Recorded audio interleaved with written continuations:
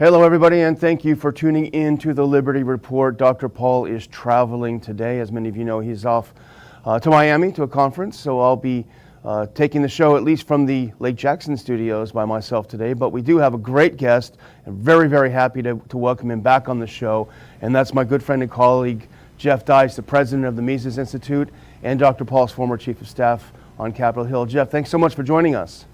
Hello, Daniel. Good to see you. It's great to have you back. We're going to do a little bit of a potpourri today because we just kind of want to have a bit of a free-flowing conversation about a few things. And you had a big piece that came out at the Mises Institute website, which, by the way, is a must-read site, and I'm sure our viewers know that. But it was a lot to digest, Jeff. It was not an easy piece, but it was a real think piece, and and I liked it. I was attracted to it because Dr. Paul and I did a show a couple of weeks ago about the Gaza situation, the Israel-Palestine, and what we tried to do in sort of a political and foreign policy way is look at it differently than those who are taking sides. I'm with the Palestinians. Oh, I'm with the Israelis, et cetera, et cetera. And we tried to kind of break it down a little differently. And you kind of, you put this, this sort of view, this different view out there with regard to property rights as well. And you brought in Mises and Rothbard, which is not a bad move on your part. But let's talk a little bit about the article. Give us a sort of a synopsis of what you were looking to do. Well, it's certainly not my thinking. It's mostly Rothbard and Mises's thinking. And it strikes me that land is back. Land is back in the news. I mean, we have Americans moving all over as a result of COVID. We have certain states booming and certain states busting. We have the conflict in Israel, which is about land. We have, people interested in slavery reparations. We have people interested in reparations for Native Americans or American Indians, depending on your nomenclature. So it's a time when it seems like we had forgotten about how important land is as a capital asset, as a production asset in the economy. And it's very, very important. We don't think about it as much here in the U.S., maybe because America's so big and it's relatively empty and there's plenty of it, but there's the famous dictum by Mark Twain that you should buy land, they're not making any more of it. Yeah. So, we used to think of the Queen of England as this enormous landholder, or someone like Ted Turner owning all kinds of land out in the West, and it seems like it's back, and that means there's going to be conflicts over this. And there ought to be, for libertarians or liberty-minded people, some legal and ethical normative approaches to how we deal with these conflicts. And so Murray Rothbard really laid this all out in his book from the early 1980s, The Ethics of Liberty. And I make sort of a joke in the piece. I say, you'd think we would have had all this figured out by 1500 or so. But we're still arguing about it, and it is true in a sense they're not making any more land. So how do we deal with these claims, with these disputes? And so my argument, channeling Rothbard, who was himself channeling natural law thinkers like Thomas Aquinas, is that we have to view this in a very specific way. We can't have generalized justice. In other words, when we think about vague things, which nonetheless represent huge injustices, huge scars in human history, like the Armenian genocide, for example, how do we go about rectifying that? I'm not sure we can do that in a geopolitical sense. In other words, having governments come up with political solutions and having governments use taxpayer money to pay some sort of damages or reparations. I think all this needs to be very specific and individualized, and I think it requires a process of tracing land titles, for example. And so that's really what the article is about, is trying to grapple on a normative or ethical or even philosophical basis with these conflicts we see around the world. And that's really what libertarianism, a word that's really fallen out of favor with me personally. But nonetheless, what libertarianism attempts to grapple with is, when is it okay to use force in society? What ought the self-defense look like?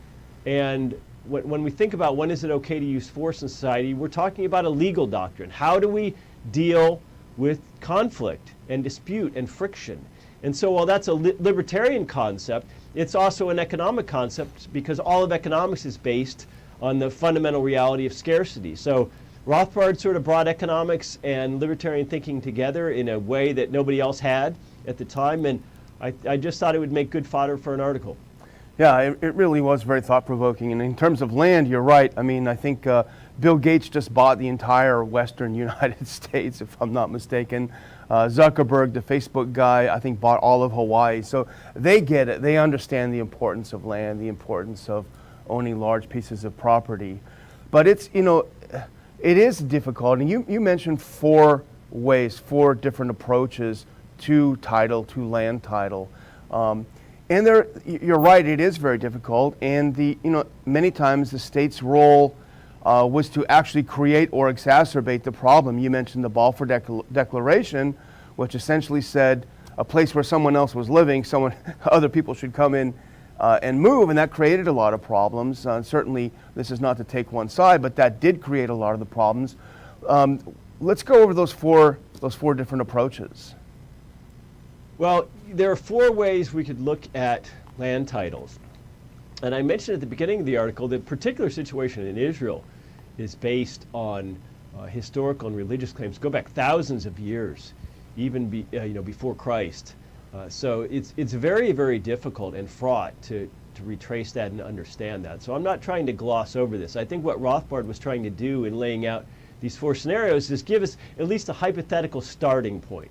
So we have a situation where land titles are clearly valid and just. In other words, when someone went and homesteaded some raw virgin land somewhere, of course this is long ago now for the most part, and mixed their labor with the land, did all kinds of things and farmed it or put up a fence or did the kind of things that Locke envisioned in his homesteading principle. And so we feel like from a perspective of justice, which is inescapably ethical and normative, let's not forget that. From a perspective of justice, we can sort of all agree that this person owns the land.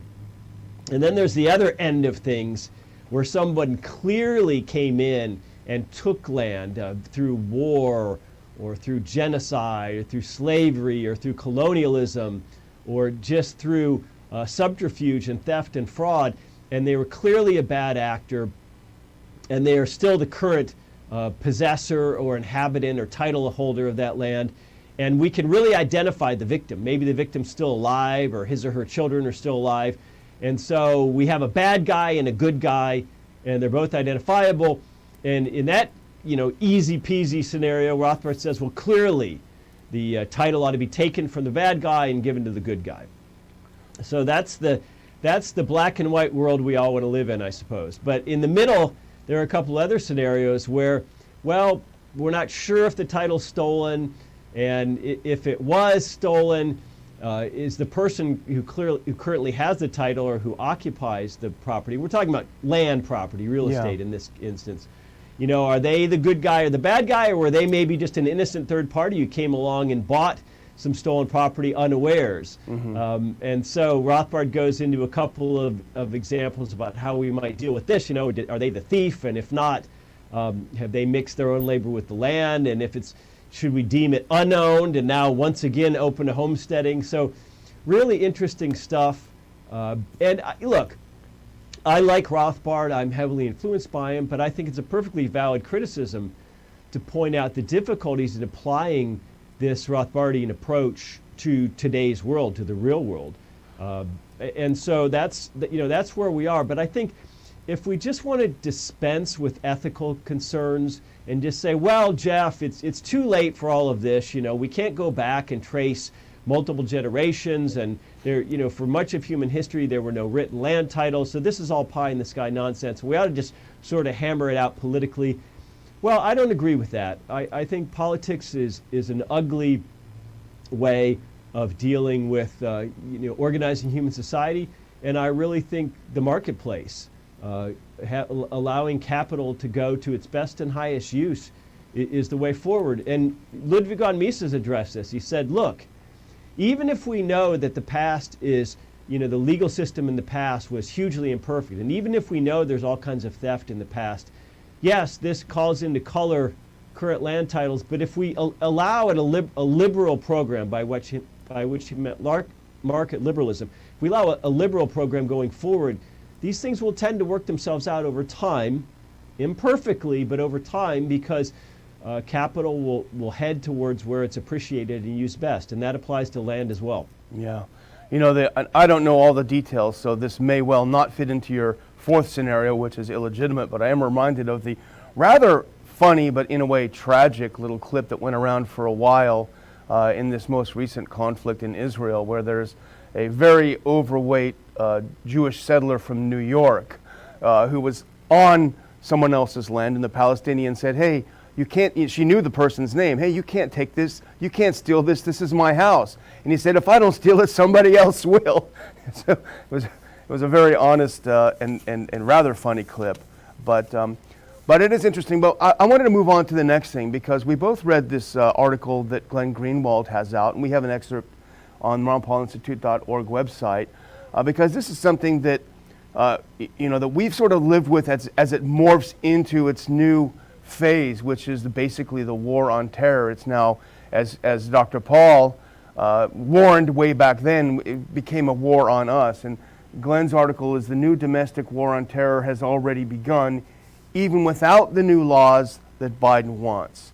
And this, as I was reading it, Jeff, it was so familiar. You were there in Dr. Paul's office at the time in the early 2000s when we had the color-coded threat warnings. If it was yellow, you have to do this. If it's, it was never green, of course, but whatever the colors were, multiple colors. But Glenn points out something interesting that I hadn't really realized or taken on board.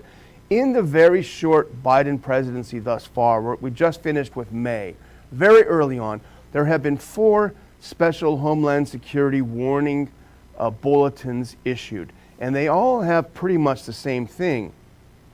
On January 14th, there was a threat, Inauguration Day, state capitals around the country would be seized by crazed right-wing MAGA hat-wearing revolutionaries ready for insurgency. Of course, that fizzle didn't happen at all. January 27th, a heightened threat environment across the U.S. from ideologically motivated violent extremists with objections to government authority. They sound like pretty good. But no, there was nothing to that. That fizzled.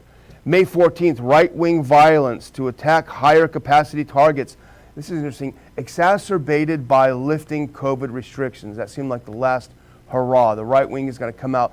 Once you let them take off their masks and get out of their house, they're going to go nuts. Nothing happened, of course, there. May 28th, violent attacks by racists on the 100th anniversary of the Tulsa race massacre in Oklahoma. That came and went without a single incident. What do you think is going on here beyond the obvious, Jeff?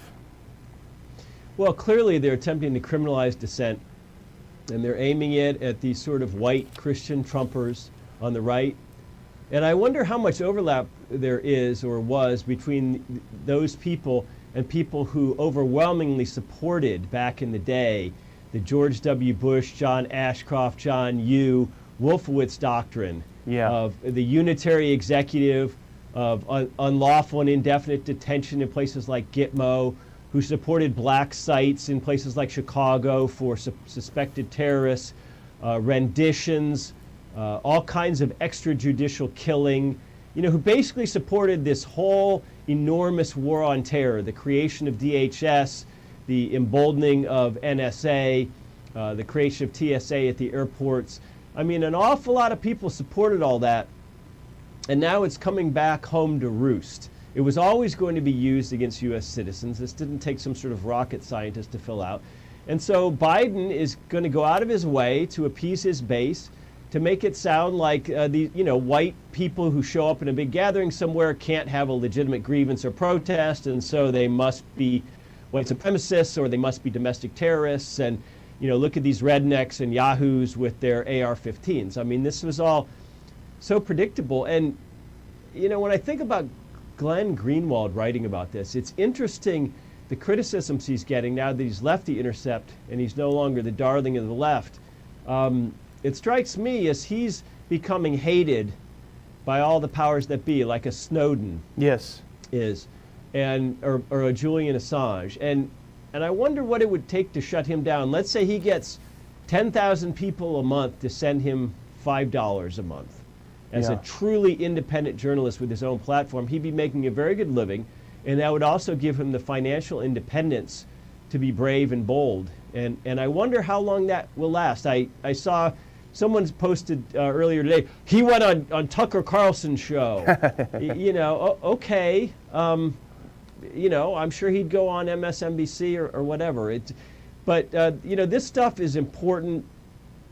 It was going to happen, this criminalization of dissent. I think the big tech companies are very much in bed with Biden in an unholy way. And I applaud the hell out of Glenn Greenwald for having the guts to do this. Absolutely. And, there is sort of a bit of this feeling of, what were you guys thinking? Because you're right, these were the same people, I would guess, to a large degree, who supported all the stuff under Bush, who supported, these ridiculous measures, because, of course, they would never be used against us. But we're seeing it now. Even you talk about Gitmo and you talk about rendition, you sort of have this in the U.S. right now. And Julie Kelly at American Greatness, we talk about her a lot, but because she is very brave and she's done a lot of work on this, basically everyone the FBI can identify, and they're pulling out all stops to identify anyone who entered the Capitol on January 6th, they're being hauled off to a special jail reopened in D.C., they're being sent there in solitary confinement. They're being held in pretrial detention with no bond, no bail available. And it reminds me of a rendition of what's happening. And so I think there is something to it. And Glenn also wrote about, which was interesting, about right when the Assange, because I was thinking the same thing. I was thinking Assange exactly when you said that. But right when this happened, there was a mood across the country that the NSA had gone too far. This was, I guess, around 2013. The war on terror was petering out a little bit at that phase. This is one step too far. And I remember those times that looked like we might actually see something done to regain some of our liberties. Well, I should have woken up from my slumber, and I did quickly because, as Glenn points out, the Obama administration ran to Pelosi and said, hey, we cannot have anything clipping the NSA's wings. She whipped her people. She whipped the Dems pretty hard, and it was defeated, and that's it. We've never heard about it again. And Glenn's point is now that de facto there is this war on domestic political dissent. Biden wants it de jure. He wants to have a new bill passed. This is going to surprise you, Jeff. He wants to pass a law against domestic terrorism, right? Yeah. Which I kind of thought was already illegal. But as the article points out, and this is sort of the end goal, which is the foreign terrorism, the fight against foreign terrorism, basically to scratch out foreign and write domestic in. So all of the surveillance, all of the monitoring, all of the infiltration, et cetera, now is going to really be here on our shores. And it's frightening. First, don't kid yourselves that these domestic spy agencies can't go after members of Congress and senators, members of the Supreme Court, the president himself. Never kid yourself about that. And if something ever looks puzzling to you, and let's say the way somebody voted or something, we don't know that, but I'm sure it has happened, and I'm sure it can happen, first and foremost. And I think the reason you see the rhetoric, especially on Twitter, is around war and civil war and terrorism and insurrections. Well, the reason for that is plain, because they want to portray what's happening in America, the political dissent that's happening, is outside the bounds of due process. In other words, we're not dealing with a court case or even a criminal court case. We're dealing with enemy combatants. We're dealing with an insurrection. We're dealing with the Civil War. So once you do that and create this dehumanizing language, and this is all a narrative war. The narrative war precedes the shooting war. This is a narrative war, and when you use this kind of language, people no longer care about whether the so-called insurrectionists on January 6th or whatever day it was get due process. These are animals. These are people who attacked our democracy. They were involved in an attempted coup. All of this nonsense is so that you can just throw them in jail and not have due process. And there's a hell of a lot of people in America cheering this, depending whether they're on Team Red or Team Blue.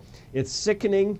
It's way beneath us, and it's a call for people to wake up. Biden is a real lowlife.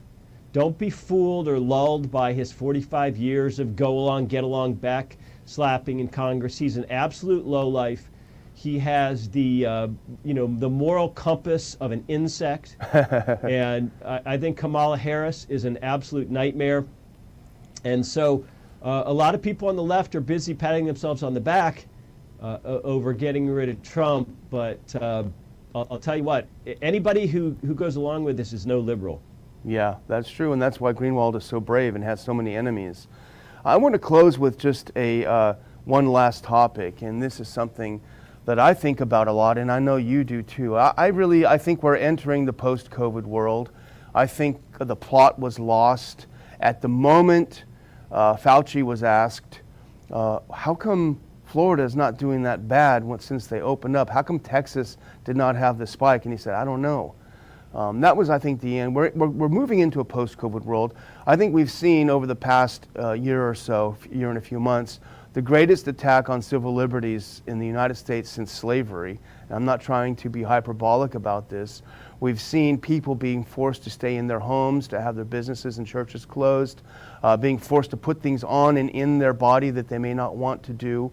And the narrative is coming apart. And I, for one, have been profoundly depressed over the year to watch how easily people allowed this to happen through the sprinkling of heavy doses of fear. But presuming that I'm right, that we're right, and we're moving into a post-COVID era, what does the soil look like for the seeds of liberty to be planted? Has the soil been salted, in other words, by these demons, or is there fertile ground for our message? And that's, I guess if it has been salted, we should just go home. But how do you view this, and what is our approach now that we've seen the devastation over the past year? Well, I think the soil's been watered. The most important takeaway from the year was the decentralized approach, which happened all over the globe. You know, the WHO, the UN, the CDC, all of these organizations were unable to project any kind of authority. Individual nations quickly scrambled to create their own rules and standards for how they dealt with COVID. You had huge disparities in places like the UK versus Singapore, and Korea versus China. The whole Schengen area agreement broke down. In Canada, even today, you can't travel between provinces. So it really shook things up. And here in the United States, we had basically 50 different state governors running around doing different things. And I love that. I'm increasingly not of a mind or mood to try to convince people of liberty, but to rather try to move liberty where people are already convinced. And so, we're never probably going to see the Faucis and the Cuomos and frankly the Greg Abbotts held to account for what they did, which I would say is arrest and imprisonment. Yeah. We're probably not going to see that, but what we are going to see is an absolute soft secession, which is happening even as we speak. Millions upon millions of Americans are moving. They are moving into Idaho, they are moving into Tennessee, they are moving into Florida, they're moving into Arizona, and unfortunately for Daniel, they're moving into Texas. And it remains to be seen what's going to happen, but I think some states are going to pick up members of Congress, some states are going to lose some for the first time, which is really fascinating. And I think what's happening is that you can't fool people forever. There's rhetoric versus reality. It matters far more what people do than what they say or what they profess to believe. And so that's really interesting to me. So I think that's a good thing. I think the idea of forced vaccines or mandated vaccines, even for things like school attendance, for flying, for working in big companies, I think that is not on the ropes, but I think it's wobbling a bit. I think it's facing stiffer resistance than many imagined it might. I recently spoke to a colleague who is American but married to a woman in Japan, and it was fascinating how he described culturally the Japanese are not down with vaccines. It just doesn't work for them culturally, and so as the Summer Olympics are just almost at hand here, something like 1% of Japan is vaccinated against COVID. They're so-called vaccinated against COVID. So it's going to be very interesting to see the Western press try to beat up on them, and the Japanese aren't having it. So, there's a spirit of resistance out there, and I think our side has been emboldened a little bit over the last 18 months. I'm pleased. That's good. That makes me feel a lot better. And we've seen actually the Europeans. I was surprised at how they've had protests that, we have had nothing like that in the U.S. Hundreds of thousands of people in Germany, in the UK have gone out to protest and have taken a real beating too. What about in Holland where they beat the heck out of people? And you're right about the moving. I saw something, I'm sure you saw it, the rates to rent a U-Haul from California to Texas versus from Texas to California, there's a huge disparity there. So there's definitely, people are voting with their feet. And you're right, that is a good thing. So really the burden is on us to find ways of making this appeal. And you're right, bringing liberty to where people already are is a great way of putting it.